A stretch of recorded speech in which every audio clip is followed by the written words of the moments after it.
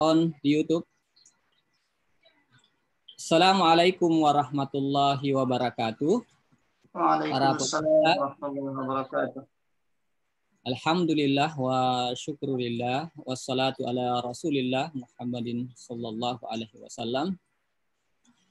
Pemirsa yang menyaksikan acara ini, alhamdulillah kita bertemu lagi di acara Halaqah Ramadan yang memasuki episode ke-6 karena kita sudah berada di hari ke-6 bulan suci Ramadan ini.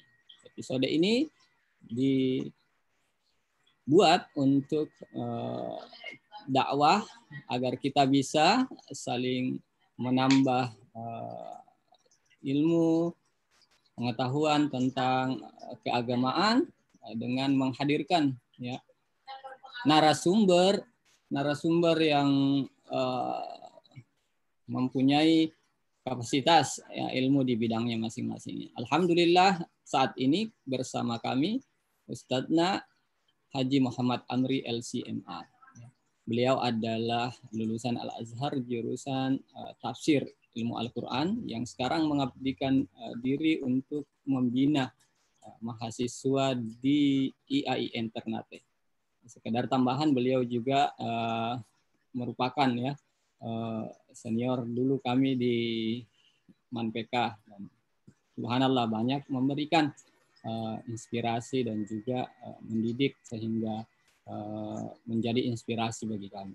Beliau sekarang adalah imam masjid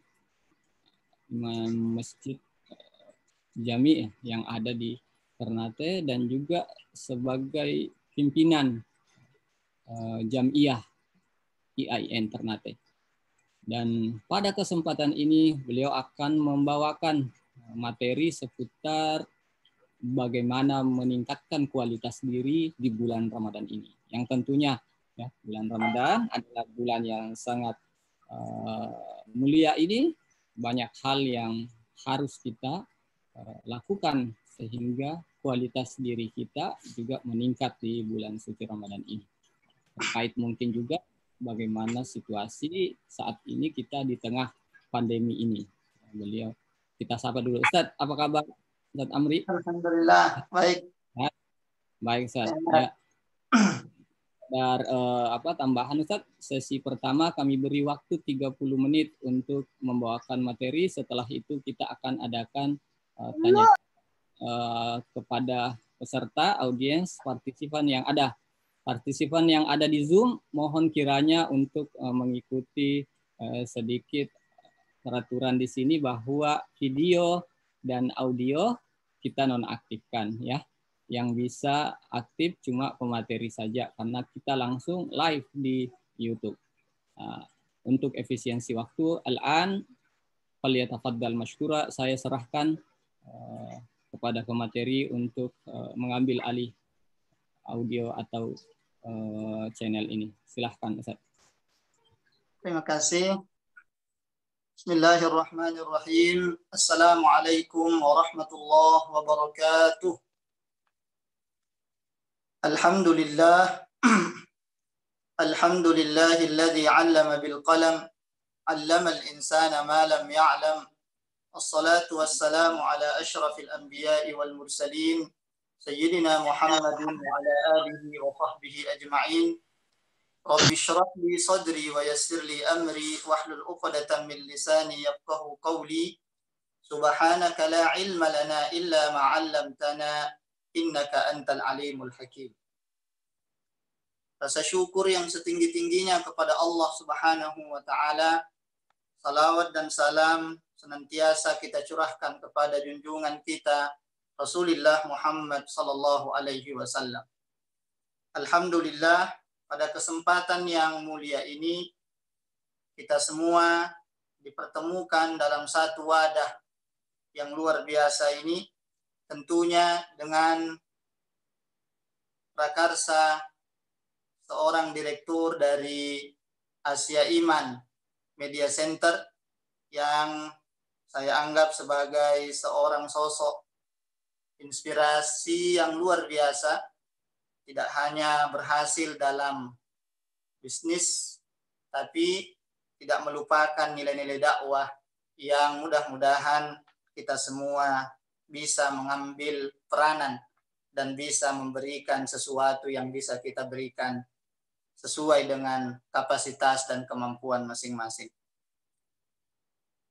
Setelah beberapa hari kita mendengarkan beberapa pemateri-pemateri luar biasa yang telah menyampaikan, alhamdulillah pada hari yang ke-6 Ramadan ini di tahun 1441 Hijriah, saya secara pribadi mengucapkan terima kasih yang sebesar-besarnya. Alhamdulillah bisa ikut berpartisipasi. Mudah-mudahan ada yang bisa kita ambil dan kita petik hikmah dari uraian yang bisa kami sampaikan insya Allah. Hadirin, para pendengar, para pemirsa channel Asia Iman yang sama-sama berbahagia.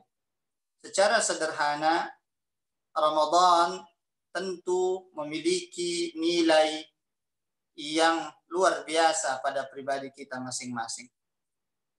Secara sederhana, kalau ditanya kepada saudara-saudara semuslim kita, apakah arti atau nilai dari Ramadan, maka setiap orang akan memberikan jawaban yang berbeda-beda. Secara sederhana, kalau dipoinkan dalam 3 hal, maka paling tidak Ramadan itu berisi 3 hal yang luar biasa. Yang pertama, di dalam Ramadan ada perintah-perintah Allah Subhanahu wa taala. Kita mengenal perintah Allah bagi kita untuk berpuasa Ramadan.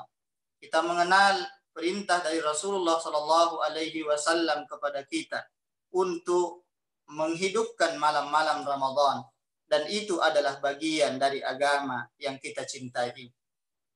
Tidak hanya cukup sampai di situ. Selain perintah ini, kemudian ada hal kedua. Hal kedua adalah yang dihasilkan dari perintah itu adalah ibadah-ibadah ritual. Misalnya berpuasa sebulan penuh, salat tarawih di malam hari Ramadan, menunaikan zakat fitrah di bulan Ramadan dan seterusnya, dan itu semua adalah bagian dari Ramadan. Kebanyakan masyarakat kita ketika ditanya isi Ramadan hanya berkutat pada 2 ini. Kebanyakan melihat bahwa Ramadan itu isinya perintah, sehingga ketika dia berpuasa orientasinya hanyalah melaksanakan perintah dari Allah Subhanahu wa taala. Di sisi lain, banyak pula saudara semuslim kita ketika ditanya tentang Ramadan, maka dia melihat ritualnya. Dia melihat bahwa puasa yang di bulan Ramadan itu adalah puasa yang harus sempurna pelaksanaannya. Mulai dari niatnya, kemudian sahurnya, kemudian menghindari muftirat yang bisa membatalkan puasa, kemudian nanti sampai pada berbuka puasa. Namun, bukan hanya 2 hal ini sebenarnya. Selain perintah Allah Subhanahu wa taala, selain ibadah ritual itu sendiri, di sisi lain ada komponen yang ketiga. Komponen ketiga saya istilahkan dengan nilai-nilai yang terkandung di dalam perintah ini, nilai-nilai terkandung dalam ibadah ritual yang kita laksanakan di bulan Ramadan. Apa misalnya? Kalau ditanya, puasa itu di satu sisi dia adalah kewajiban kita. Di sisi yang kedua, pelaksanaannya sama dengan apa yang kita kenal. Mulai dari sahur, bertahan, menahan lapar, dan seterusnya sampai berbuka puasa. Namun ternyata pada lapisan ketiga ada spirit, ada nilai yang kemudian kita ambil dari puasa tersebut. Selanjutnya, sebahagian saudara semuslim kita, khususnya di masa pandemi ini, ketika kemudian kebanyakan di antara kita saling berdiskusi satu sama lain. Misalnya, ulama kita menganjurkan untuk beribadah di rumah dan seterusnya. Maka muncullah pandangan-pandangan. Bisa jadi ada pandangan yang menitik beratkan kepada perintah tadi. Di sisi lain, ada pula saudara-saudara kita yang menitik beratkan bahwa dia tidak mau kehilangan ritualnya. Namun, tidak kalah pentingnya kita harus melihat 3 komponen ini secara utuh. Di satu sisi dia perintah Allah, di sisi lain ada ibadah ritualnya, di sisi yang ketiga ada spirit, ada nilai yang perlu kita ambil dari itu semua. Selanjutnya berkaitan dengan tema kita hari ini, meningkatkan kualitas pribadi di bulan Ramadan. Ternyata tidak sedikit ajaran-ajaran dalam agama kita yang kalau ditilik secara lebih jelas, ternyata dia tidak menitik beratkan kepada perintah, dia tidak menitik beratkan kepada ritualnya, dia tidak menitik beratkan kepada spirit apa yang ada di dalamnya, namun dia melihat seperti apa hasil yang dihasilkan dari ketiga-tiganya. Misalnya apa? Dalam salah satu riwayat dijelaskan, man lam yada' qaulaz zur, barang siapa yang tidak bisa meninggalkan ucapan-ucapan dusta, ucapan-ucapan kasar, ucapan-ucapan yang menyakiti orang lain, falaisa lillahi lahu hajah ayyada ta'amahu wa syarabah, seakan-akan dia tidak perlu untuk meninggalkan makanan dan minuman. Para pendengar dan para pemirsa channel Asia Iman yang sama-sama berbahagia, ini adalah sebuah gambaran sederhana bahwa ternyata kita butuh masuk dalam bulan Ramadan ini dengan betul-betul memanfaatkan momen Ramadan secara baik, namun di sisi lain kita pun harus melihat seperti apa hasil yang akan kita dapatkan dari momen Ramadan yang kita laksanakan ini. Saudara-saudara semuslimku yang sama-sama berbahagia, Ramadan ini adalah Ramadan yang luar biasa istimewa. Kebanyakan di antara kita melihat bahwa Ramadan itu sekedar berulang setiap tahun. Ramadan itu butuh untuk diperingati dan seterusnya. Namun tidak sedikit di antara kita yang ketika dia memasuki Ramadan dibandingkan dengan setelah dia keluar dari Ramadan, itu tidak ada bedanya. Atau dengan kata lain, tidak ada perubahan kualitas pribadi yang dihasilkan. Saya ingin mengambil sebuah ritual sederhana untuk kita ambil sebagai usaha untuk memperbaiki kualitas pribadi kita. Saya tidak ingin mengambil puasa karena saya yakin sudah banyak pemateri-pemateri lain yang menyampaikan tentang itu. Saya hanya ingin mengambil satu ritual sederhana yang sering kita lakukan, yaitu berwudu. Secara sederhana, wudu ini kalau mau diukur secara keseharian, itu tidak ada bedanya dengan wudu di hari-hari yang lain. Apa yang membedakan itu ternyata seperti apa kita mengambil nilai di dalam. Dulu waktu kecil saya pernah mendapatkan sebuah gambaran bahwa ternyata kalau kita berwudu itu harus diresapi betul-betul. Salah satu cara untuk meresapinya adalah kita dianjurkan untuk mengisi setiap gerakan-gerakan wudu kita itu dengan doa kepada Allah Subhanahu wa taala. Ternyata setelah sampai pada usia-usia sekarang ini, apa yang pernah saya dapatkan dulu diajarkan itu, yang saya anggap hanya diajarkan oleh orang tua-tua kita saja, ternyata itu pun disinggung oleh ulama di dalam kitab yang luar biasa populernya, misalnya kitab Al-Azkar lil Imam An-Nawawi. Di kitab Al-Azkar lil Imam An-Nawawi itu ternyata tidak hanya mengajarkan kita untuk membaca basmalah di awal wudu, tapi ketika kita membasuh wajah, bukan hanya berniat, bukan hanya menyempurnakan ininya, tapi ternyata supaya kita tidak ngobrol, tidak sibuk dengan pekerjaan lain, maka kemudian diisilah dengan doa-doa. Apa misalnya? Ketika kita berdoa, ketika kita membasuh wajah kita, maka sebenarnya kita dianjurkan untuk berdoa, Allahumma bayyid wajhi kama yauma tabyaddu wujuhun wa taswaddu wujuh.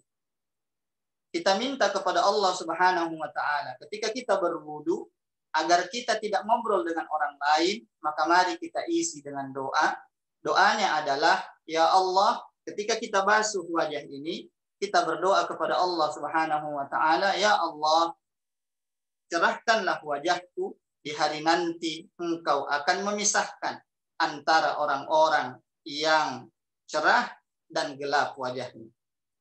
Ketika kita membasuh tangan kita, bahkan sebelum wajah, ketika kita berkumur-kumur, ternyata kita dianjurkan untuk berdoa. Allahumma askini min haudi nabiyyika Muhammadin sallallahu alaihi wasallam. Ya Allah, sambil kita berkumur-kumur, agar kita tidak memikirkan hal-hal lain, agar kita tidak memikirkan atau ngobrol dengan orang lain, maka ketika kita berkumur-kumur, kita isi dengan doa, dan doa ini menjadi obat dengan sendirinya. Apa doanya? Allahumma askini min haudi nabiyyika Muhammadin sallallahu alaihi wasallam. Ya Allah, berilah saya minum dari telaga yang Engkau janjikan untuk Nabi Muhammad sallallahu alaihi wasallam. Disinggung dalam riwayat, barang siapa kelak yang mendapatkan minum dari telaga ini, la yadma'u abadan, maka dia tidak akan mendapatkan rasa haus lagi setelah. Selanjutnya, ketika kita membasuh kedua tangan, maka kita pun ada doanya. Ketika kita membasuh kedua tangan, kalau dulu saya anggap ini hanya diajarkan oleh orang tua-tua, ternyata ini pun diaminkan oleh seorang ulama selevel Al-Imam An-Nawawi. Bahkan disinggung di dalam kitabnya. Apa doanya? Ketika kita berdoa menggunakan tangan yang kanan, maka kita berdoa ketika kita membasuh tangan kanan, ya Allah, Allahumma a'tini kitabi biyamini. Ya Allah, mudah-mudahan kelak Engkau serahkan kepadaku catatan amalku dengan tangan kanan. Tentu kita semua berharap hal ini, sebagaimana disinggung di dalam Al-Quran. Fa amma man utiya kitabahu biyamini fasawfa yuhasabu hisaban yasira. Siapa orang yang tidak ingin hal ini, maka mari kita ambil ini sebagai doa di dalam setiap kita membasuh tangan sebelah kanan kita. Membasuh tangan sebelah kiri pun ada doanya.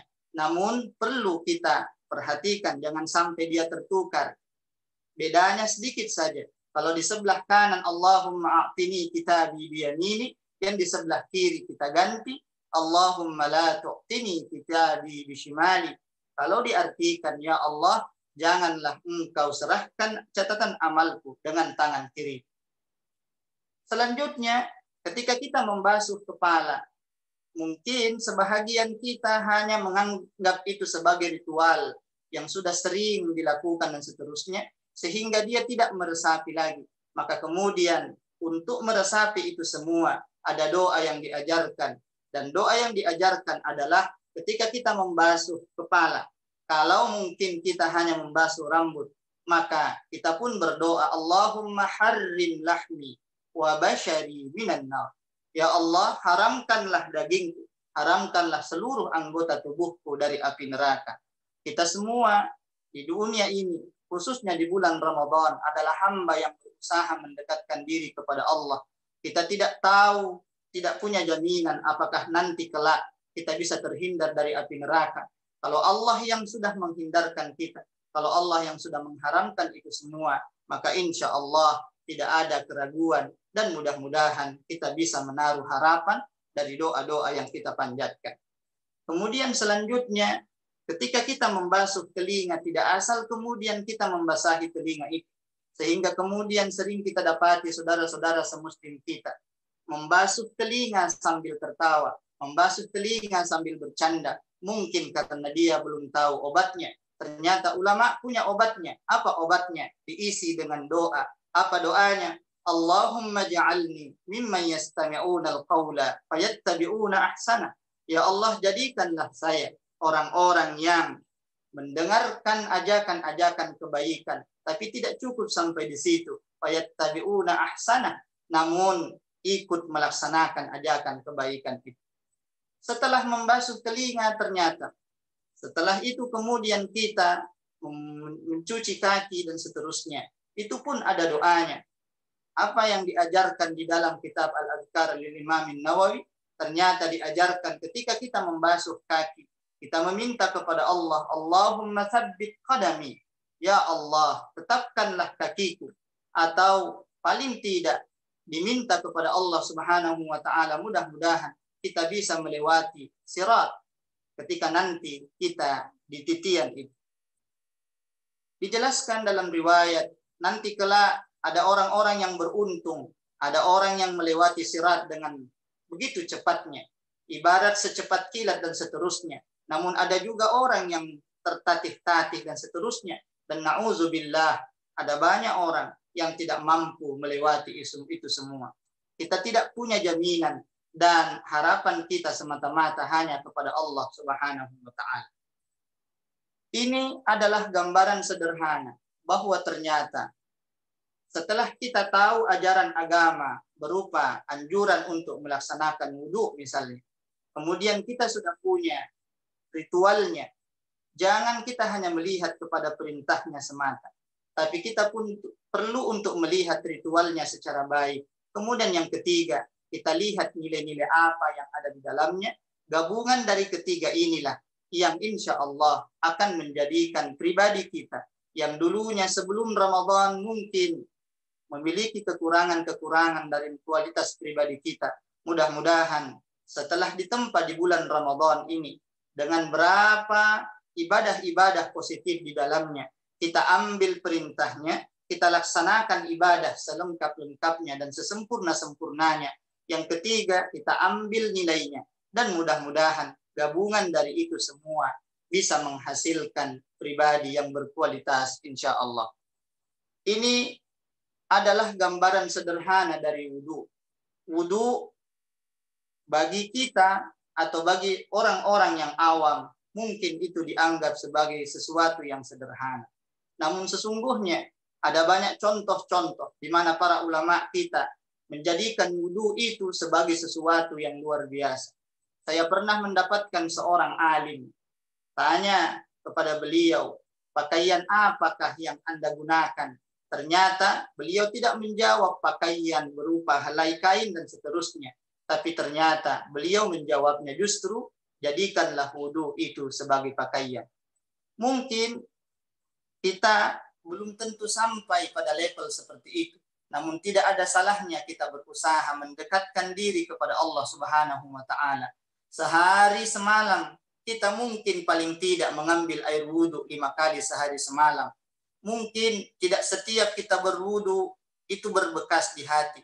Namun ketika kita berusaha mengambil nilai-nilai yang ada di dalamnya, maka insya Allah wudhu itu akan menjadi sesuatu yang berbekas, muassir dalam istilah Arabnya, memberikan pengaruh, memberikan bekas-bekas yang baik pada pribadi kita masing-masing. Bulan Ramadan tahun ini sudah berjalan. Kita tidak ingin puasa kita hanya kita lihat bahwa itu adalah kewajiban semata. Di sisi lain, saya juga tidak terlalu mengajak saudara-saudara semuslim untuk hanya melihat kepada ritualnya. Bahkan kadang-kadang banyak di antara kita, ketika kita dianjurkan untuk beribadah dari rumah, betul secara fikih mungkin lebih baiknya kita beribadah di masjid dan seterusnya. Namun toh dalam kondisi-kondisi tertentu, ibadah-ibadah ini bisa kita dapatkan ketika kita lakukan di rumah masing-masing. Namun tidak berarti ketika ritualnya kita lakukan di rumah, berarti dia kering dari nilai-nilai itu, karena sesungguhnya setiap ibadah ketika dia perintah dari Allah, dilakukan dengan sebaik-baiknya, nilai yang ada di dalamnya itu selalu terbuka, selalu segar untuk kita ambil. Dan Ramadan ini bukanlah bulan yang kemudian kita hanya melihat dari sisi perintahnya, kita hanya melihat dari riuh orang-orang melaksanakan salat tarawih berjamaahnya, tapi tidak kalah pentingnya adalah apa hasil dari puasa kita sebulan, apa hasil dari tarawih kita selama malam-malam Ramadan, apa hasil dari tahajud kita, apa hasil dari berbuka puasa kita. Dan mudah-mudahan hasil dari itu semua menjadikan kita menjadi pribadi-pribadi yang berkualitas. Insya Allah mudah-mudahan Ramadan tahun ini meskipun kita sambut, kita jalani dengan cara yang berbeda. Namun saya yakin bahwa spirit atau nilai-nilai yang ada di dalamnya tetap melimpah ruah untuk kita ambil. Dan saya yakin banyak di antara kita yang merasakan bahwa Ramadan tahun ini lebih bernilai. Kenapa? Karena dulu mungkin dia lewatkan Ramadan hanya sekedar ritualnya dan dia kehilangan nilai-nilai yang ada di dalamnya. Setelah kemudian melaksanakannya di rumah bersama anggota-anggota keluarga dan seterusnya, perasaannya lebih tenang, perasaannya lebih khusyuk, dan nilai-nilai yang terkandung di dalam ibadah-ibadah itu semua lebih terasa, dan itu bisa jadi akan lebih bisa menjadikan pribadi-pribadi kita lebih berkualitas dan lebih baik pada masa yang akan datang. Saudara-saudara semuslimku yang sama-sama berbahagia, para pemirsa channel Asia Iman yang sama-sama berbahagia, tentu pembahasan ini tidak cukup atau sangat jauh dari kata sempurna. Namun sebaik-baik ajakan adalah meskipun dia pendek, meskipun dia sederhana, yang penting kita mampu mengambil pelajaran berarti darinya, dan mudah-mudahan kita semua diberikan kesehatan oleh Allah Subhanahu wa taala di tengah pandemi COVID-19 yang merajalela ini. Tentu kita semua berharap perlindungan sepenuhnya dari Allah Subhanahu wa taala, namun kita pun butuh berikhtiar semampu mungkin, karena sesungguhnya kita sebagai manusia diberikan 3 hal oleh Allah Subhanahu wa taala. Di satu sisi kita diminta untuk berikhtiar, yang kedua kita dampingi ikhtiar itu dengan doa, yang ketiga barulah kita bertawakal sepenuhnya kepada Allah Subhanahu wa taala. Mudah-mudahan pertemuan kita pada kesempatan ini adalah pertemuan yang menjalin kembali silaturahim di antara kita semua. Saya secara pribadi merasa sangat bersyukur dengan adanya wadah ini, meskipun saya jauh di antara teman-teman yang kebanyakan berada di Pulau Sulawesi, namun ternyata dengan wadah ini bisa mempertemukan kita meskipun dari jarak jauh.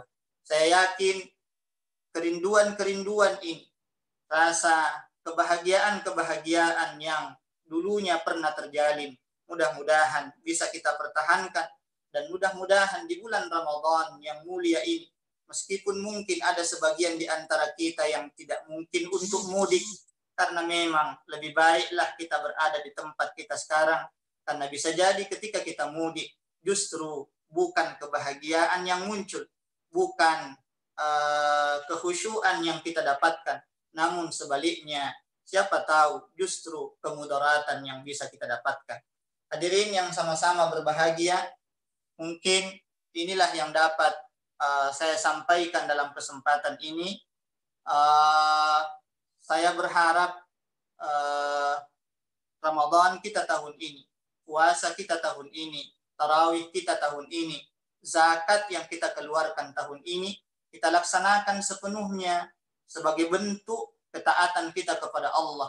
Kita laksanakan dia lengkap, mulai dari rukun-rukunnya, sunnah-sunnahnya, dan tata cara sesuai dengan anjuran agama. Yang ketiga, spirit yang ada di dalamnya kita ambil dengan sempurna, dan mari kita ambil ini secara keseluruhan. Mudah-mudahan kita bisa merubah pribadi kita yang dulunya mungkin serba kekurangan, serba memiliki kekurangan yang sangat banyak, menjadi pribadi yang lebih baik, menjadi pribadi yang lebih dekat dan lebih taat kepada Allah Subhanahu wa taala.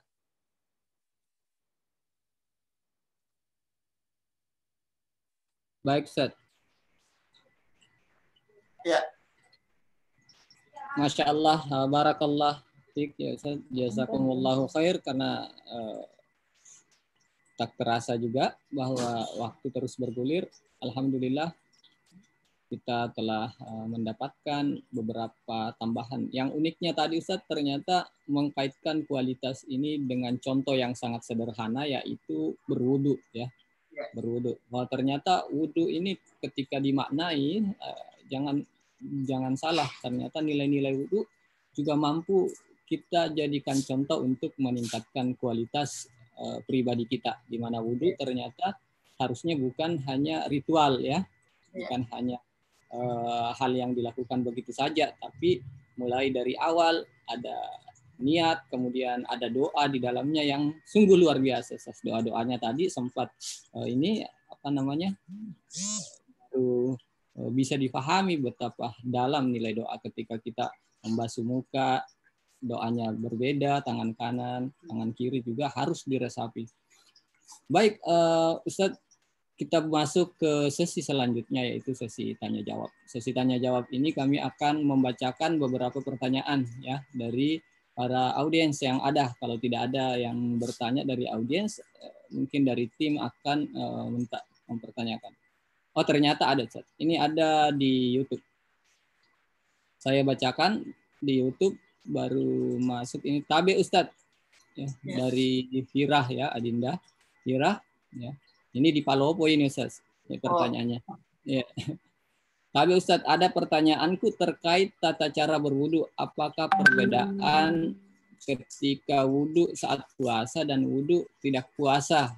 Apakah ada perbedaannya? Terus saya pernah dengar seorang ustaz kondang yang di TV ketika membasuh hidung itu menghirup udara, jadi rongga hidung agak pedis karena kena air. Apa tata cara ini juga dilakukan saat puasa? Dan apakah tidak membatalkan puasa karena masuknya air ke kerongkongan? Tabe kita jelaskan. Mungkin dipahami Ustaz Di pertanyaannya ini. Bagus sekali pertanyaannya. Ya, baik. Silakan dijawab. Terima kasih banyak para pemirsa, para pendengar channel Asia Iman yang saya muliakan. Betul apa yang digambarkan oleh saudara Direktur Asia Iman Media Center ini tadi, bahwa sesuatu yang sederhana seperti wudhu yang mungkin dianggap remeh oleh sebagian orang, ternyata ketika kita bisa resapi lebih dalam, bahkan kita isi dengan doa-doa dan seterusnya, maka itu akan lebih bisa ya ta'assar, berbekas dalam pribadi kita masing-masing. Berkaitan dengan pertanyaan seorang penanya tadi, adakah perbedaan tentang tata cara berwudu di luar kondisi kita berpuasa dengan ketika kita berpuasa? Secara sederhana sebenarnya kalau dalam membasuh bagian-bagian yang sifatnya rukun, itu kurang lebih tidak ada perbedaan. Misalnya apa yang masuk rukun, ya misalnya wajah, kemudian kedua tangan sampai siku kanan, tangan sampai siku sebelah kiri, kemudian membasuh kepala, kemudian kaki sampai mata kaki. Itu adalah bagian-bagian wudhu yang sifatnya rukun, dan tidak ada perbedaan antara ketika kita berpuasa dan ketika kita tidak berpuasa. Paling memang ada perbedaannya dalam hal-hal yang seperti yang ditanyakan tadi tentang memasukkan air ke dalam hidungnya. Saya juga mohon maaf, memang tadi ada yang terlewat. Jadi bukan hanya ketika kita berkumur-kumur ada doanya. Ya, ketika kita menghirup air ke hidung juga masih di dalam kitab yang sama, Al-Adhkar Al-Imam Nawawi, itu pun dianjurkan untuk berdoa, dan doanya adalah Allahumma la tahrimni raihata jannatik. Ya Allah, janganlah engkau haramkan untukku harumnya surgamu. Toh nanti salah satu tanda kemuliaan bagi orang-orang yang beruntung kelak di hari akhir adalah meskipun dia belum masuk surga, tapi dari jauh Allah sudah memberikan kesempatan untuk mencium baunya surga. Dan kita semua pasti berharap itu. Amin, insya Allah. Betul sekali yang digambarkan tadi bahwa anjuran untuk membasuh hidung, untuk memasukkan air ke hidung, betul sekali bahwa airnya kita tadah di tangan kita, kemudian dihirup, meskipun memang kalau tata cara yang seharusnya itu dihirup sampai di atas, kemudian dikeluarkan. Hanya saja kalau di Indonesia mungkin masih jarang atau masih kurang saudara-saudara semuslim kita yang melaksanakannya secara utuh. Pertama, memang mungkin karena membasuh hidung ini sifatnya sunnah. Yang kedua, kesulitan mungkin karena memang kita orang Indonesia mungkin secara postur sedikit berbeda dengan saudara-saudara semuslim kita dari negara-negara lain, sehingga mungkin hidung kita agak kecil atau agak sempit dan seterusnya, sehingga paling mungkin kebanyakan kita hanya membasuh hidung bagian sini dan mengeluarkannya. Perbedaan antara puasa dan tidak puasa, maka disinilah yang membedakan. Perbedaannya paling tidak dalam dua, yaitu ketika kita berkumur-kumur dan memasukkan air ke hidung. Ketika kita tidak sedang berpuasa, maka silakan kita berkumur-kumur sepuas hati kita. Paling tidak ya ada istilah mencukupkan atau menggenapkan 3 kali. Dalam kondisi puasa, sebaiknya kita tidak berlebihan dalam berkumur-kumur. Adapun untuk menghisap air ke hidung, ketika kita khawatir itu akan terlewat ke dalam, maka sebaiknya kita cukup melakukan yang bisa kita batasi, yang kita yakini tidak mengganggu puasa kita. Mungkin jawaban saya ini adalah jawaban yang singkat, jawaban yang sangat sederhana. Tentu jawaban ini tidak cukup dan tidak memuaskan dari secara referensi dan seterusnya. Dan mudah-mudahan saya yakin itu bisa kita dapatkan dari penjelasan-penjelasan ustadz-ustadz yang lain pada kesempatan-kesempatan yang lain, insya Allah. Mungkin seperti itu, Ustadz Abdillah. Oke, Ustadz. Memang tidak apa-apa, Ustadz. Kalau tidak puas berarti ada waktu atau ada kesempatan belajar lagi, Ustadz. Mudah-mudahan. Begitu istilahnya ya. Masya Allah. Tapi barakallah. Saya kira penjelasannya cukup detail dan juga bisa dimengerti. Ya, terima kasih untuk Mbak Firah yang sudah bertanya. Ini ada Syafriani, ya Syafriani juga bertanya, Ustaz. Tapi kurang lebih kayaknya pertanyaannya. Apakah berkumur-kumur saat wudhu ketika buka puasa dapat membatalkan puasa, Ustaz? Ya. Kalau berkumur-kumur.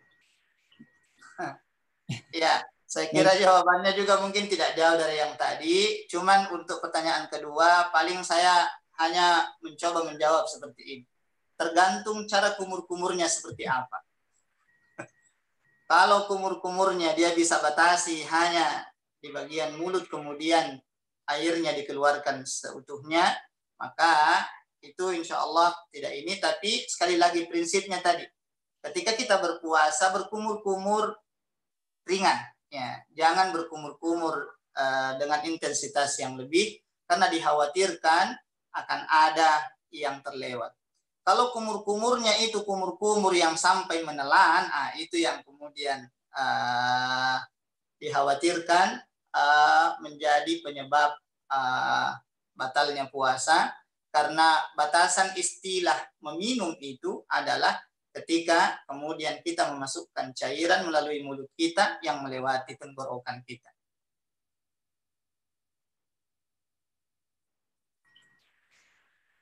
Ya, saya kira juga demikian saja, bahwa asal jangan berkumur-kumur langsung tiba-tiba lihat kiri kanan, Ustaz, tidak ada orang, langsung ditelan. Itu jelas membatalkan puasa.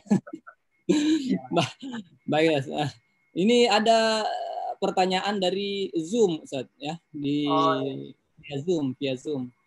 Ini mungkin kenalannya Pak Ustadz ini. Afwan, saya santrinya Ustadz Amri. Oh, ternyata santrinya Ustadz Amri ya. Nama Fahmi Idrus. Mohon sampaikan pertanyaan kami.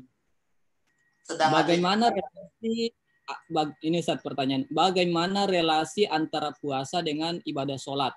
Karena sekarang ini yang kita lihat ada yang puasa dan tidak lagi sholat karena merasa dengan puasa itu sudah cukup dengan pahala ibadah di bulan Ramadan ini.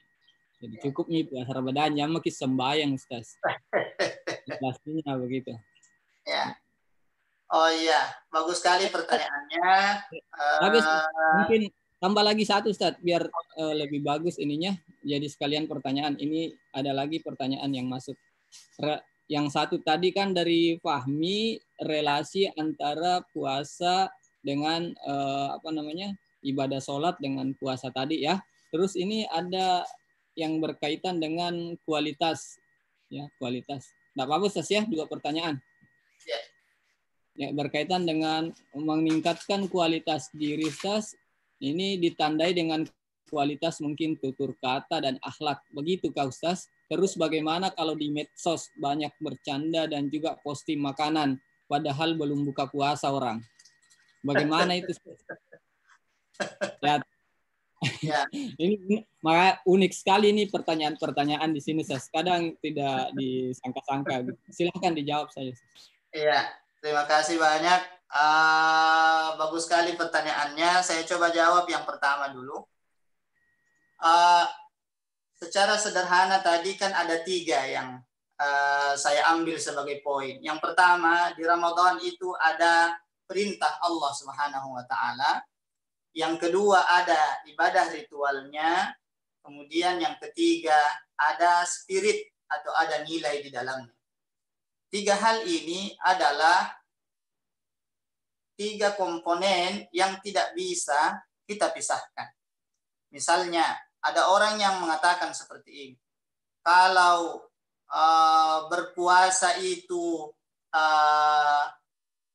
nilainya adalah untuk mampu menahan diri, bisa jadi ada orang yang berargumen bahwa dia merasa dirinya sudah mampu menahan dirinya, sudah mampu menahan hawa nafsu dan seterusnya. Apakah kemudian dengan sendirinya dia tidak perlu berpuasa?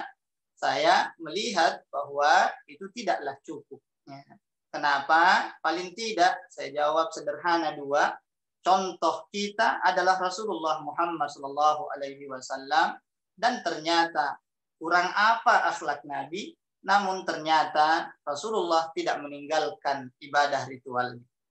Sehingga kalau ada orang yang mengatakan bahwa saya sudah cukup pahala saya dengan sholat, kemudian tidak mau melaksanakan puasa, tentu dia hanya melihat kepada nilainya saja mungkin, kemudian dia tidak mengambil ritualnya, dia tidak mengambil ibadahnya, dan di sisi lain dia juga mengabaikan perintah Allah Subhanahu wa taala. Kalau dicoba ditarik relasinya, tentu antara salat dan puasa ini adalah ibadah yang terpisah. Ya. Salat dia berdiri sendiri, puasa dia berdiri sendiri. Namun meskipun dia berdiri sendiri, tidak berarti bahwa antara puasa dan dengan salat itu tidak memiliki kaitan yang erat antara keduanya. Puasa dan salat ini sama-sama rukun Islam. Ya, kita ini sebagai seorang muslim baru dianggap betul-betul muslim ketika kita sudah melaksanakan rukun-rukun keberislaman kita sesuai dengan kemampuan kita. Misalnya juga mungkin ada yang membalik. Dia hanya mau puasa Ramadan dan dia mau mengabaikan salatnya. Tentu ini juga tidak cukup karena mungkin dia hanya mengambil nilainya dan dia tidak mengambil ritualnya. Sementara kita harus mengambil utuh ketiga-tiganya. Kita laksanakan itu sebagai bentuk ketaatan terhadap perintah Allah Subhanahu wa taala dan Rasulnya. Yang kedua, laksanakan ibadah dan ritualnya dengan baik dan sempurna. Barulah yang ketiga, kita ambil spirit dan nilai di dalamnya. Dengan ketiga inilah nanti bisa menjadi sesuatu yang meningkatkan kualitas pribadi kita. Saya ambil sebuah gambaran sederhana misalnya. Saya sebagai dosen memiliki mahasiswa dengan kelas tertentu. Bisa jadi di luar kelas yang saya ajar ini ada seorang anak yang lebih cerdas dari mereka, lebih menguasai apa yang saya minta untuk mereka kuasai. Namun pertanyaannya, apakah anak yang di luar kelas ini berhak untuk mendapatkan nilai dari saya? Jawabannya tidak berhak. Karena dia tidak mengikuti proses yang ada di dalam kelas ini. Yang pertama juga, dia tidak masuk secara administrasi dan seterusnya. Itu adalah sebuah gambaran sederhana bahwa ketika kita beragama, kadang-kadang kita hanya ingin mengambil yang ringan-ringannya saja. Yang berat-beratnya kita tidak mau ambil dan seterusnya. Padahal justru nanti kita dikatakan betul-betul melaksanakan seutuhnya ketika kita laksanakan itu sebagai ketaatan kepada Allah. Yang kedua, kita laksanakan ibadah dan ritualnya dengan sempurna. Yang ketiga, kita tidak sekedar melaksanakan secara fisik, tapi kita ambil nilai-nilai yang terkandung di dalamnya.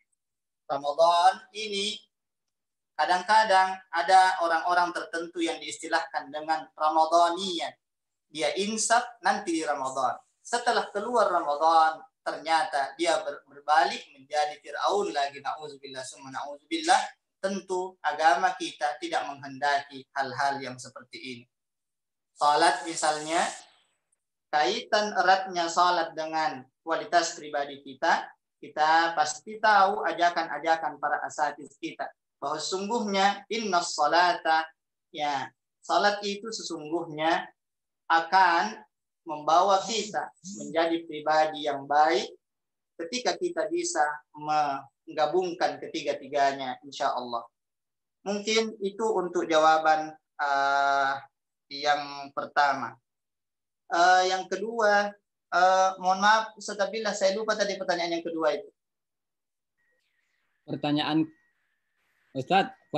kedua saya bacakan kembali. Ya. Ini pertanyaan mengenai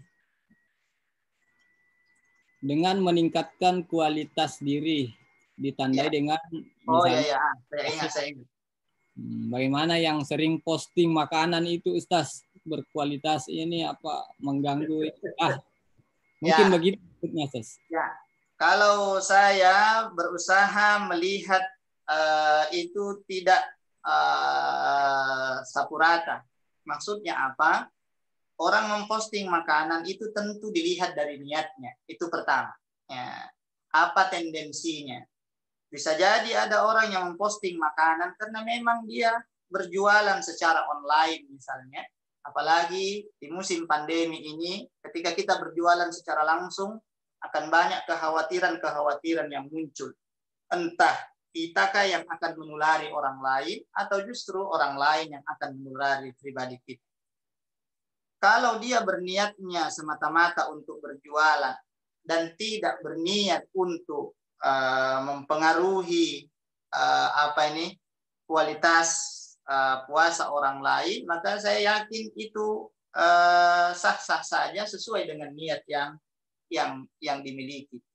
Adapun kalau niat memposting makanannya itu mungkin iseng saja, atau dia hanya ingin memamerkan makanan yang dia punya, saya rasa itu adalah contoh yang tidak sepatutnya. Kenapa? Karena belum tentu makanan-makanan yang kita posting itu dengan niat iseng, dengan niat memamerkan buka puasa yang kita miliki dan seterusnya, itu kemudian berimplikasi baik untuk semua orang yang melihatnya. Bisa jadi di luar sana ada saudara-saudara kita yang hanya berbuka puasa dengan seteguk air dan sebiji kurma, tentu dia akan merasa kurang enak ketika melihat orang lain yang sedemikian wah makanannya, sementara mereka tidak mampu, sementara mereka kekurangan seterusnya. Kalau mau diambil sebagai sebuah hikmah, mungkin saya mengajak bahwa marilah kita bijak bermedia sosial pada saat ini, karena betapa banyak nanti kelak yang mungkin secara dunia nyata kita tidak punya masalah dengan orang lain, namun tanpa kita sadari postingan-postingan iseng kita, postingan-postingan kita untuk memamerkan apa yang kita punya, Jangan-jangan itu justru akan memperberat kita di hari akhir kelak, karena mungkin dari postingan-postingan itulah orang semakin merasa tersinggung. Dari postingan-postingan itulah kemudian orang semakin merasa apa dan seterusnya. Maka saya menganggap dan mengajak, mari kita batasi postingan-postingan seperti itu. Apalagi jangan-jangan postingan kita yang sifatnya iseng itu yang akan mempengaruhi kualitas puasa saudara-saudara semuslim kita. Mungkin seperti itu, Ustaz. Khair, Ustaz. Masya Allah, barakallahu fiq, jazakumullah khair. Ya, ini sekarang waktu kita sisa 13 menit lagi, Ustaz. Ya, sisa 13 menit lagi kita selesai jadwalnya. Tapi ada private message ini, Ustaz, pertanyaan yang masuk dari Zoom, namanya Nur Amnisa. Ya, saya santriwati beliau.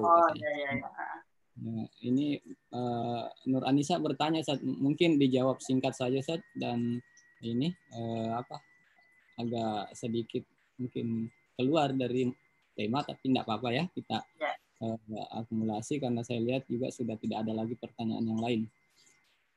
Saya ingin bertanya, apakah tarawih bisa dilakukan saat sholat tahajud atau tidak bisa, Ustaz? Makasih pertanyaannya. Silakan, Ustaz. Ya, bagus sekali pertanyaannya ini. Ya, jujur saja pertanyaan ini pertama kali saya dapat. Ya, sejauh ini saya belum pernah dapat pertanyaan yang menanyakan hal seperti ini. Tapi saya kira bagus. Secara umum kita melihat salat tarawih itu ada sebahagian di antara kita yang melihatnya sebagai salat tersendiri begitu, salat tarawih. Ya. Ada juga yang melihatnya bahwa dia masuk dalam kategori salat lail. Ya. Dalam salat lail, kalau dikategorikan dalam salat tarawih secara terpisah, secara umum kita memahaminya bahwa biasanya itu dilaksanakan setelah salat isya langsung, mungkin hanya dijedahi oleh ceramah kah atau hal-hal yang ringan-ringan saja. Kalau ditanya kira-kira bagaimana kalau salat tarawih itu disambung dengan salat tahajud, jujur untuk menyandarkan kepada referensi dalam kitab fikih, saya juga belum pernah mencari khusus tentang hal ini.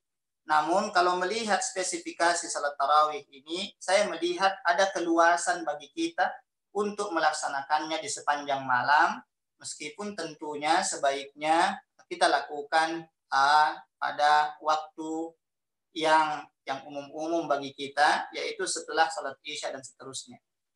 Kalau kita ambil contoh di Mesir dulu, di Mesir sedikit berbeda dengan yang ada di negara kita. Kalau di Mesir dulu, salat tarawih itu betul-betul mengambil istilah tarawihnya.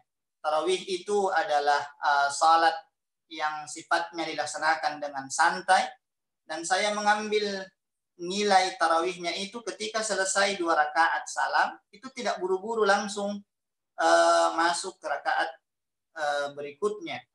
Setelah salam itu tidak langsung berdiri, tapi betul-betul santai dulu sampai ada yang berdiri membawakan air minum, memberikan kurma dan seterusnya. Bahkan dalam beberapa masjid di Mesir itu sering kita dapati setelah tarawih 4 rakaat barulah di antaranya itu dilaksanakan ceramah dan seterusnya. Dan ini juga lah yang menjadi kekurangan-kekurangan kita, karena memang beberapa rakaat itu di Mesir itu rata-rata berjumlah 1 juz. Jadi 4 rakaat itu sudah setengah juz. Jadi sudah lumayan luar biasa berat untuk melaksanakannya, sehingga kebanyakan orang biasanya setelah 4 rakaat itu dia sudah pulang dan seterusnya. Entah nanti dia sambung kembali di rumahnya. Kalau dia nanti kembali di rumahnya, entah dia langsung kah atau dia sempat tidur dulu atau apa dan seterusnya, itu saya kira menjadi kebebasan bagi setiap pribadi untuk melaksanakannya. Jadi secara sederhana kalau melihat dari klasifikasi, ada yang memasukkannya salat lail, maka seandainya kita mau melaksanakan salat tarawihnya mungkin agak telat nanti di waktu-waktu tengah malam. Sejauh ini saya masih menganggap bahwa itu boleh-boleh saja, meskipun secara spesifik untuk mengkaji ini secara fikih saya belum pernah melakukan kajian ini, dan jujur pertanyaan ini adalah pertanyaan yang sangat baik saya kira, dan ini saya anggap sebagai pengalaman baru karena baru kali ini saya mendapatkan pertanyaan bagaimana salat tarawih ketika dilaksanakan di waktu tahajud dan seterusnya. Yang umum paling yang banyak kita dapati bagaimana salat witir misalnya. Ya, biasanya kan setelah salat tarawih kita biasanya langsung witir. Nah, setelah tidur di waktu sahur biasanya ada waktu yang kita manfaatkan untuk salat tahajud. Kadang-kadang banyak saudara semuslim kita yang kemudian bingung, mau tahajud sudah witir. Ternyata menurut pendapat ulama, maka tidak ada salahnya kita bertahajud meskipun sudah witir setelah tarawih tadi, dengan asumsi bahwa tidak usah mengulangi salat witirnya kembali, karena ada ajaran dari Nabi dalam sebuah riwayat pun tidak salah jelaskan, tidak boleh dalam satu malam ada 2 witir, dan 2 witir ini ketika kita sudah witir di tarawih misalnya, kemudian kita ambil witir lagi di waktu yang lain, di waktu malam yang sama. Mungkin seperti itu yang bisa saya sampaikan Ustaz Abdillah.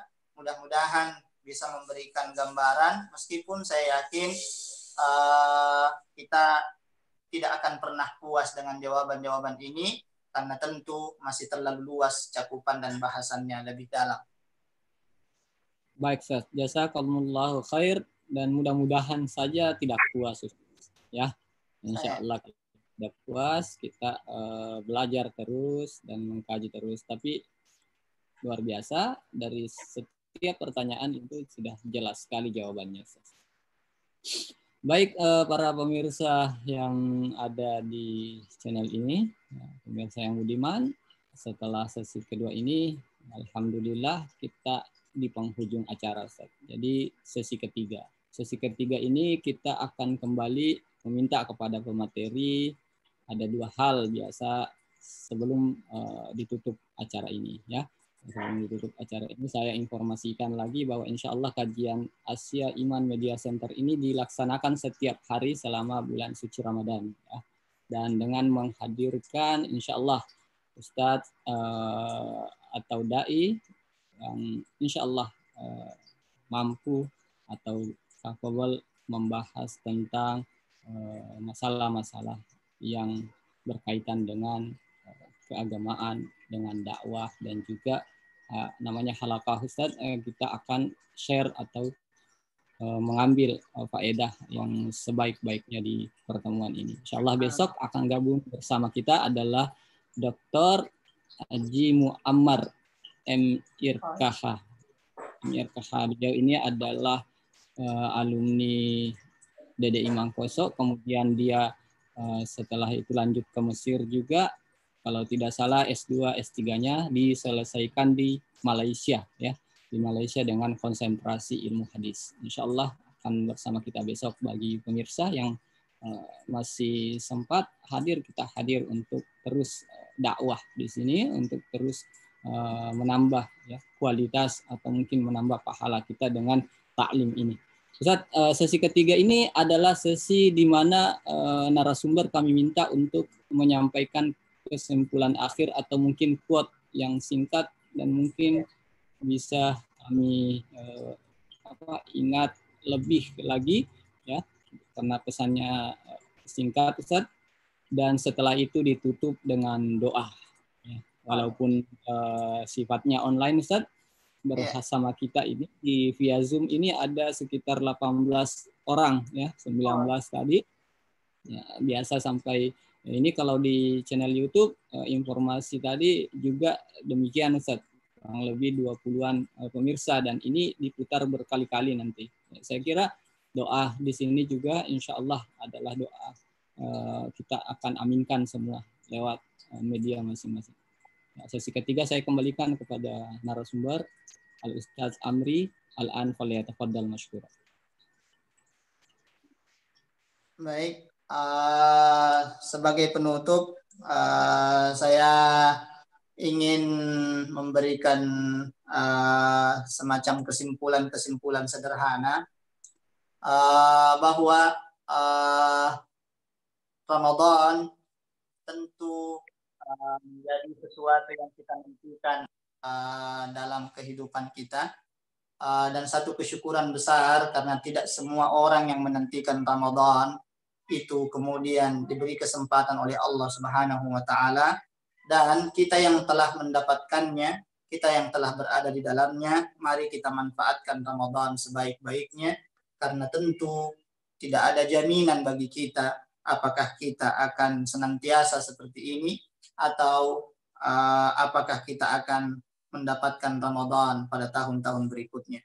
Ramadan secara sederhana di dalamnya ada banyak hal-hal positif yang Allah taruh di dalamnya. Di dalamnya ada puasa, di dalamnya ada tarawih, di dalamnya ada sahur, di dalamnya ada buka puasa, di dalamnya ada zakat, di dalamnya ada Idul Fitri, di dalamnya ada Lailatul Qadri, dan seterusnya. Mungkin sebahagian di antara kita melihatnya itu adalah ritual-ritual yang datang setiap tahun, namun sesungguhnya kalau kita resapi dengan baik, tidaklah sesederhana itu. Di dalam Ramadan ada perintah Allah Subhanahu wa taala, ada perintah dan ajaran Rasulullah sallallahu alaihi wasallam. Yang kedua, di dalam Ramadan ada ibadah-ibadah, ada ritual-ritual yang perlu untuk kita laksanakan sebaik-baiknya, karena kesempatan-kesempatan ini belum tentu berulang pada waktu-waktu yang akan datang. Meskipun memang mungkin agak berbeda suasananya, namun perbedaan suasana ini karena pandemi COVID-19 ini jangan sampai mengurangi semangat kita untuk melaksanakan ibadah seutuhnya dan sesempurna mungkin. Yang ketiga, terlepas dari perintah tersebut, terlepas dari ritual ibadah tersebut, ada hal ketiga yang tidak kalah pentingnya, adalah spirit atau nilai-nilai yang ada di dalamnya. Kita harus melaksanakan ibadah dengan baik, resapi itu dengan baik, dan mudah-mudahan nilainya bisa kita ambil sebagai sebuah pelajaran, dan insya Allah setelah melewati Ramadan, pribadi kita akan menjadi pribadi yang lebih baik, karena sesungguhnya di dalam Ramadan itu ibarat sebuah madrasah, ibarat sebuah tarbiyah. Tentu tidak semua orang yang melewati proses pendidikan akan berhasil, namun kita berharap kita adalah orang-orang yang mampu merubah pribadi kita dari yang tadinya mungkin biasa-biasa menjadi pribadi yang berkualitas di sisi Allah Subhanahu wa taala dan di mata saudara-saudara semuslim kita yang lain. Pada kesempatan ini pula saya ingin menjadikan ini sebagai wadah untuk menyapa saudara-saudara saya, para alumni Al-Azhar yang ada di belahan Indonesia yang lain. Saya juga ingin mengucapkan terima kasih yang sebanyak-banyaknya kepada manajemen Asia Iman Media Center, terkhusus saudara saya Direktur Asia Iman Wisata. Mudah-mudahan niat baik, prakarsa yang baik ini menjadi amalan yang berlipat ganda pahalanya bagi kita sekalian, dan mudah-mudahan silaturahim yang terjalin di antara kita bisa semakin erat, bisa berjalan semakin baik, dan mudah-mudahan kita semua bahagia di dunia dan bahagia di akhirat kelak. Amin ya rabbal alamin.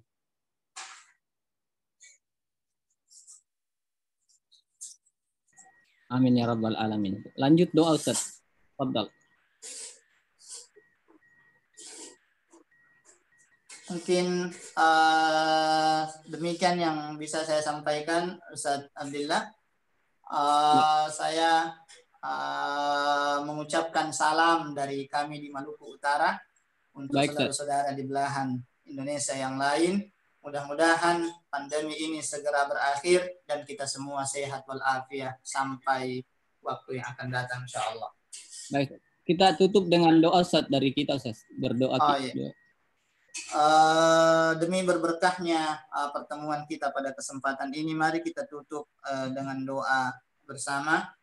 Bismillahirrahmanirrahim. Alhamdulillahi rabbil alamin. Hamdan yuwafi ni'amahu wa yukafi'u mazidah. Allahumma rabbana lakal hamdu kama yanbaghi li jalali wajhikal karim wa 'azim sultanika wa mujdik. Allahumma salli ala sayyidina Muhammadin wa ala alihi wa sahbihi ajma'in. كما صليت وسلمت وباركت على سيدنا إبراهيم في العالمين إنك حميد مجيد. اللهم اجعل جمعنا هذا جمعا مرحوما وتفرقنا من بعده تفرقا معصوما ولا تجعل فينا ولا بيننا ولا حوالينا شقيا ولا محروما.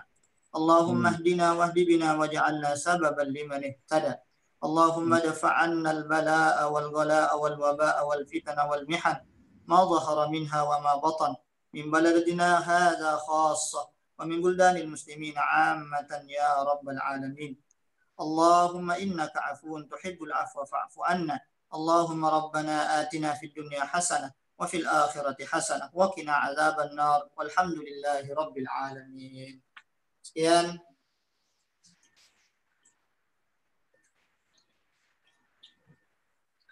Baik, Ustaz.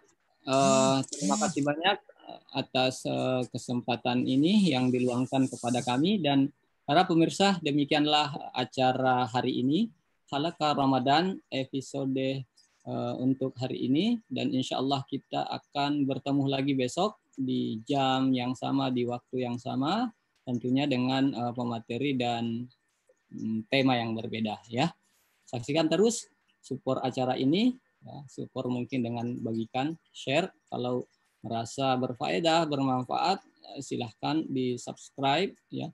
Kemudian ikuti, dan kami mencoba untuk meningkatkan kualitas terus dengan menerima masukan-masukan yang ada dan juga kritikan atas acara-acara ini. Dan bagi pemirsa yang barangkali ingin mengundang Ustadz atau pemateri yang ada, akan kami bagikan kontaknya di kolom komentar ya.